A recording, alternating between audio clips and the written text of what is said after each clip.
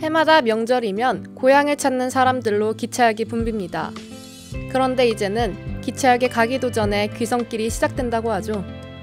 명절 기차표 예매가 시작되면 서버 접속이 지연되고 단 몇 초 만에 좌석이 모두 사라집니다.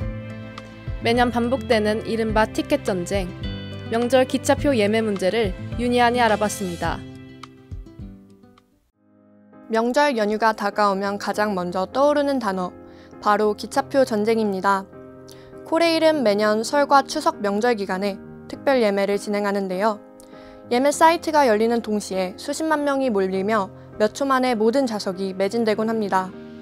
이 현상은 단순한 예매 경쟁을 넘어 귀성길이 시작되는 첫 관문으로 불리고 있습니다. 올해 추석 귀성 예매 첫날 코레일 홈페이지에는 약 120만 명이 동시 접속했고 접속 대기 인원만 최대 40만 명을 기록했습니다. 이처럼 치열한 티켓팅은 해마다 반복되고 있는데요. 특히 올해는 7일간 이어진 긴 연휴 탓에 이동 수요는 예년보다 더 폭발적이었습니다. 도로 상황도 만만치 않았습니다.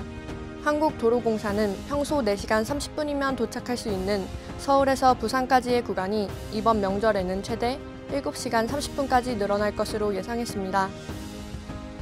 실제로 예매에 참여했던 시민들을 만나 그 치열한 현장의 이야기를 들어봤습니다.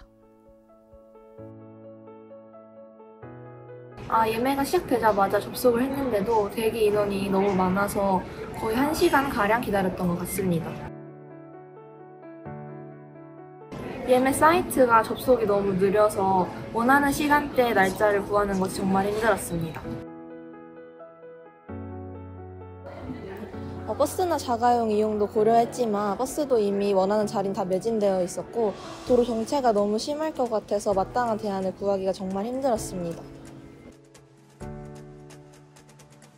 부산까지 다녀왔는데 평소보다 시간이 거의 2배 이상 걸려서 가는 길이 되게 힘들었어요.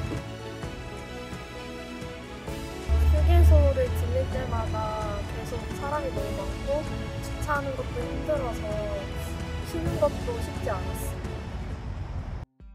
그렇다면 혼잡한 귀성길의 이유는 무엇일까요? 우선 우리나라는 명절은 가족이 다 함께 모이는 날이라는 사회적 인식이 여전합니다. 제사 등의 전통적인 의례가 이어지고 있기 때문입니다. 명절 연휴는 휴식이기도 하지만 핵가족 중심인 우리 사회가 대가족 단위로 재회하는 상징적인 기간입니다.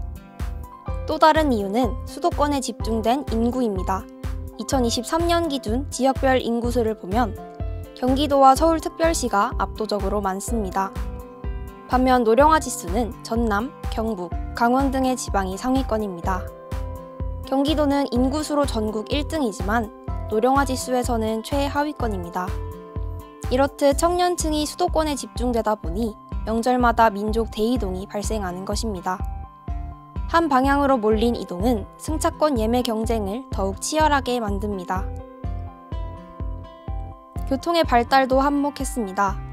고속버스, 고속도로, KTX와 SRT 등 다양한 교통수단이 확충되며 먼 거리의 이동이 한결 편리해졌습니다.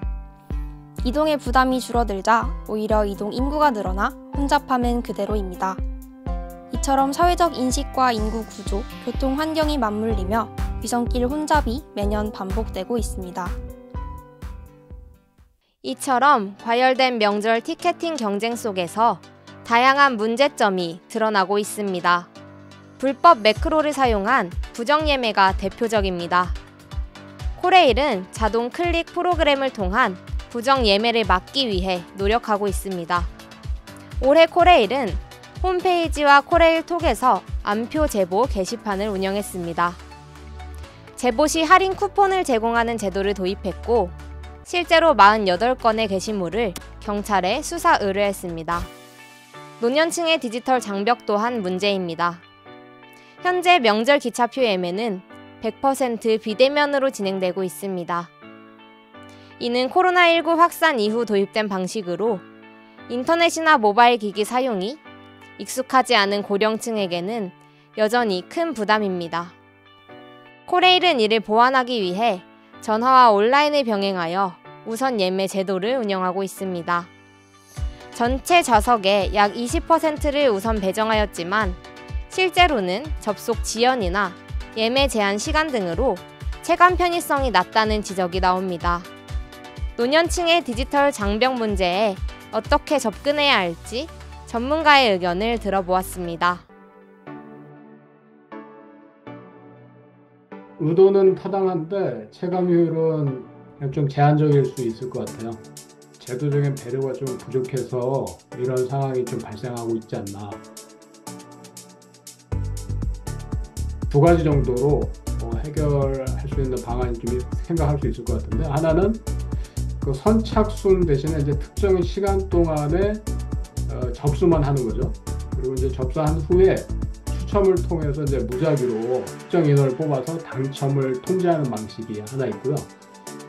그리고 두 번째는 지금 이제 코레일이 운영하고 있는 전화 온라인 병행 운영 취지를 좀 살리는 방법인데요. 고령자 어르신들이나 장애인분들 같은 경우에 이제 본인 확인 절차를 하거든요. 본인 확인 절차를 사전에 등록제로 바꾸면 간소화할 수 있어요. 그 다음에 공식 위임 제도를 제도화해가지고 아이디 공유 없이 합법적으로 대리 예약을 허용하는 방안을 생각해 볼 수 있을 것 같습니다. 사회복지 영역에 기본적으로 이제 유니버셜 디자인이라고 있어요. 간단히 얘기하면 모두가 이제 서비스를 이용할 때는 장애를 느끼지 않게 하는 게 핵심입니다. 그래서 이런 개념이 온라인으로도 진행되면 좋겠다. 정보의 접근성에 대한 부분들은 전반적으로 제도들이 강조를 하고 있는데, 문제는 그 정보에 접근한 다음에 그 정보를 활용하는 방법에 있어서는 포용적인 접근이 좀 부족하지 않나 싶습니다. 속도 중심의 규칙을 부여하는 것은 사실 어르신들이나 장애인들에게는 굉장히 또 다른 장애물을 만드는 건데, 포용적인 제도를 좀 뒷받침해 주면 이런 필수 공공 서비스에 대한 보조적 시스템이 도움이 되지 않을까, 그렇게 생각이 듭니다. 표를 구하는 것부터 어렵지만 수많은 이들이 가족의 온기를 느끼고자 기성길에 나섭니다. 반복되는 교통 혼잡과 예매 전쟁은 가족과 함께하는 시간을 소중히 여기는 우리의 마음을 보여줍니다. 그 귀한 마음이 지치지 않도록 쾌적한 기성길을 향한 고민은 계속되어야 합니다. 지금까지 윤희안이었습니다. 감사합니다.